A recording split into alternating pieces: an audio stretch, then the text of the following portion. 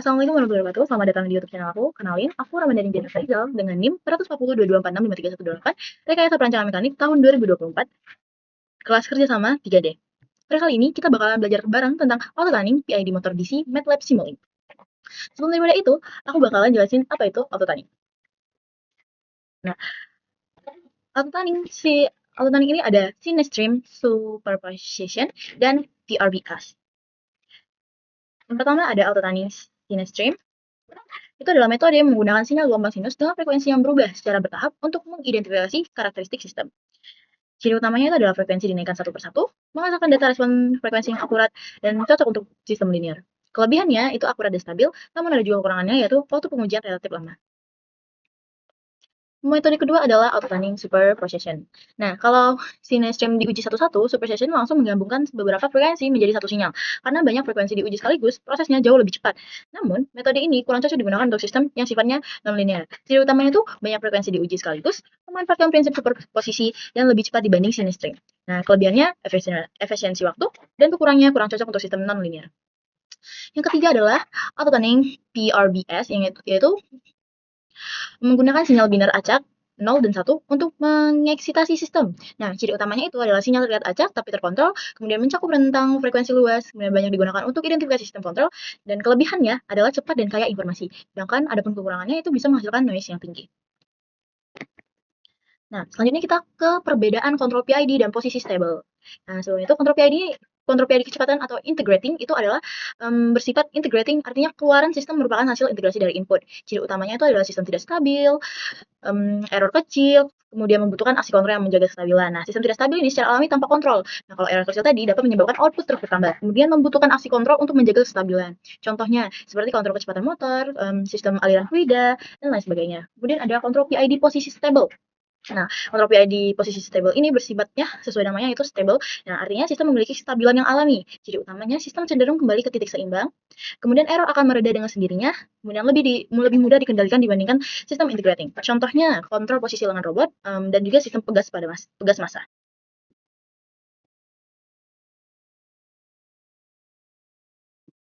Selanjutnya adalah perbedaan utama antara kecepatan dan posisi. Itu adalah sifat sistem yang aku ngomong tadi itu sifat sistemnya kalau kecepatan atau integrating, kemudian kalau posisi itu stable. Nah, untuk kestabilan alami, integrating tadi itu tidak stabil. Kemudian posisi atau stable tadi itu stabil. Nah, untuk respon errornya bagaimana? Respon errornya itu terus bertambah untuk kecepatan atau integrating. Kemudian kalau untuk stable atau posisi itu mereda. Nah, di sini ada kompleks kontrol. Nah, jadi di integrating itu lebih sulit kompleks kontrolnya. Kemudian sedangkan di posisi stable itu lebih mudah. Nah, jadi kesimpulan dari metode autotunning tadi, itu adalah metode autotunning Sinestream, Superposition, dan PRBS. Masing-masing memiliki kelebihan, yaitu Sinestream paling akurat, Superposition lebih cepat, dan PRBS tadi paling fleksibel. Nah, pada kontrol, posisi, atau stable, ketiga metode menghasilkan respon yang stabil dan parameter PID lebih mudah diperoleh. Nah, sementara itu, pada kontrol kecepatan atau integrating, diperlukan penalaan PID yang lebih hati-hati karena sistem tidak stabil secara alami. Nah, secara umum, autotunning mempermudah dan mempercepat penentuan nilai KP, KI, dan KQ sesuai karakteristik sistem. Aku bakalan jelasin di sini ada uji coba autotunning dalam Simulink ya. Nah, di sini ada blok kontrol PWM. Nah, blok kontrol PWM ini berfungsi untuk mengatur besar kecilnya duty cycle yang diberikan ke motor DC nih, teman-teman. Nah, dalam sistem kontrol, sinyal PID nanti masuk ke PWM, lalu diubah menjadi pulsa cepat on-off. Untuk mengatur kecepatan dan posisi motor, semakin besar duty cycle, semakin besar pula tegangan rata-rata yang diterima motor, sehingga putaran motor makin cepat. Ini adalah salah satu contoh blok kontrol PWM ya, teman-teman. Kemudian ada block encoder. Nah, block encoder ini pergerakan sudut atau encoder ini tuh membaca pergerakan sudut atau posisi dari motor. Nah, output encoder biasanya berupa pulsa yang dihitung sebagai feedback. Kemudian dari sinilah kita mengetahui posisi atau kecepatan motor secara real time. Tanpa block encoder, PID tidak akan bisa mengoreksi error karena tidak tahu kondisi aktual motor. Di sini pada Simulink kita memakai Arduino dan MPF sebagai feedbacknya, dan ini ada delta in-nya. Kemudian ada block low pass filter. Nah, di sini di gambar berikut ini fungsi dari block low pass filter ini itu menghaluskan sinyal feedback. Nah, terutama sinyal kecepatan yang biasanya berisik atau noise akibat pulsa encoder. Nah, dengan LPF, PID menerima sinyal yang lebih bersih sehingga kontrol lebih stabil dan tidak berosilasi. Ini contoh dari Simulink block low pass filter. Kemudian ada block delta time. Nah, block delta time ini digunakan untuk menghitung selisih waktu sampling pada sistem. Nah, delta time membantu dalam perhitungan kecepatan karena kecepatan sama dengan perubahan posisi dibagi waktu. Nah, jika waktu sampling tidak diketahui, maka sistem tidak bisa menghitung kecepatan dengan benar. Nah, di sini adalah contoh dari block delta time itu sendiri. Kemudian ada selanjutnya block PID discrete. Ini blok ini adalah versi digital yang berjalan per sampling time. Nah, di sini kita memasukkan nilai KP, KI, dan KD yang diperoleh dari auto tuning. Dari sini. Di sini. Kemudian blok ini menjadi pusat pengendalian, mengatur error, sama dengan set point, dikurang feedback, kemudian menghasilkan sinyal koreksi untuk menggerakkan motor. Dari sini teman-teman bisa lihat ada di sini kita bisa menghasilkan output, kemudian anti hidupnya, bahkan limit outputnya. Kemudian ada mode connected I/O. Nah, di sini menggambarkan bahwa simulasi MATLAB Simulink terhubung langsung dengan hardware Arduino atau driver motor. Nah, dengan mode ini Simulink tuh bisa menjalankan blok-bloknya real time sampai mengontrol motor secara langsung tanpa harus upload program berulang-ulang nih, teman-teman. Di sini I/O-nya. Di sini kita bisa lihat ada pengaturan run with I/O. Kemudian ada kontrol PID posisi dengan auto tuning. Ini yang posisi stable. Nah, gambar ini menunjukkan auto tuning untuk kontrol posisi. Nah, pada kontrol posisi ini sistem bersifat stable, artinya motor cenderung kembali ke posisi keseimbangan. Nah, auto tuning ini di sini digunakan untuk mencari nilai PID terbaik berdasarkan respon motor saat diuji. Nah, diujinya itu oleh sinyal signal stream atau super session ataupun PRBS. Ini contohnya teman-teman. Di sini ada set point, di sini ada SP, kemudian posisi dengan auto tuningnya. Ini set point value-nya. Kita bisa mengatur kecepatannya dari sini. Nah, kemudian ada auto tuning control posisi stable metode Sinestream. Nah, di sini pergambar ini adalah bahwa metode auto tuning ini yang dipilih adalah Sinestream ya teman-teman. Nah, dari metode ini menggunakan gelombang sinus dengan frekuensi meningkat perlahan. Dari respon frekuensi tersebut, algoritma dapat menentukan parameter PID yang memberikan stabilitas dan performa terbaik. Oke, selanjutnya ada prosedur auto tuning. Nah, di gambar prosedur ini terlihat langkah-langkah auto tuning tersebut. Nah, pertama itu ada set point diatur bebas, misalnya beberapa derajat atau posisi tertentu.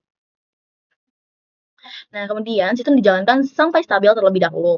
Lalu, tombol on pada auto tuning ditekan, kemudian proses auto tuning berjalan sekitar 200 detik atau lebih karena sistem membutuhkan banyak data untuk analisis ya, teman-teman. Nah, jika grafik sudah berubah atau metode sudah selesai, auto tuning ini akan dimatikan atau off. Nah, secara otomatis nilai KP, KI, dan KD di blok PID akan terupdate. Ini adalah inti cara kerja auto tuning di Simulink.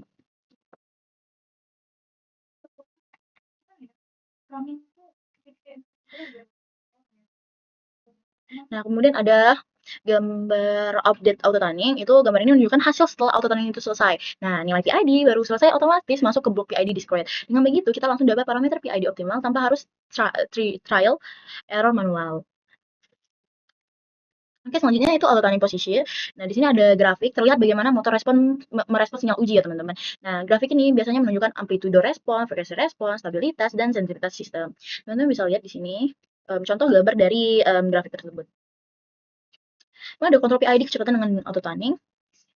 Ini tadi gambar ini menunjukkan auto tuning untuk kontrol kecepatan yang sifatnya integrating yang kita bahas tadi. Ini berbeda dengan posisi yang stabil ya teman-teman. Sistem kecepatan ini tidak stabil secara alami sehingga auto tuning perlu waktu pengumpulan data lebih hati-hati. Prosedurnya sama, kayak set point, kemudian ke stabil, kemudian ke on, kemudian tunggu sekitar 200 detik, lalu off, terus nilainya akan terupdate di PID-nya.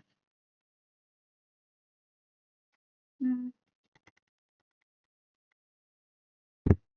Oke, selanjutnya ada auto tuning kontrol kecepatan dengan metode Sinestream.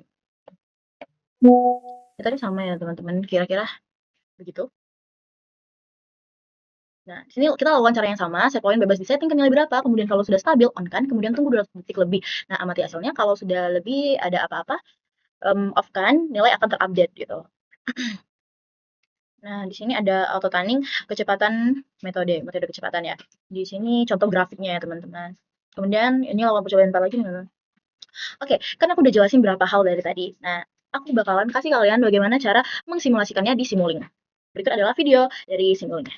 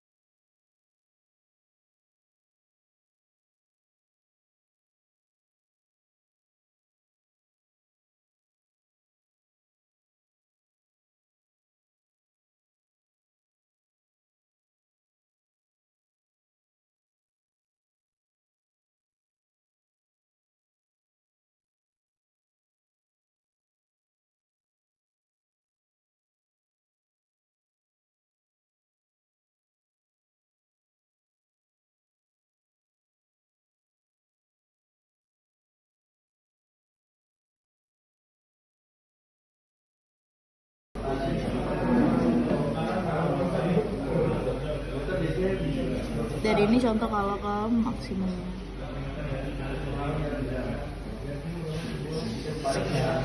Sekian dari saya, makasih.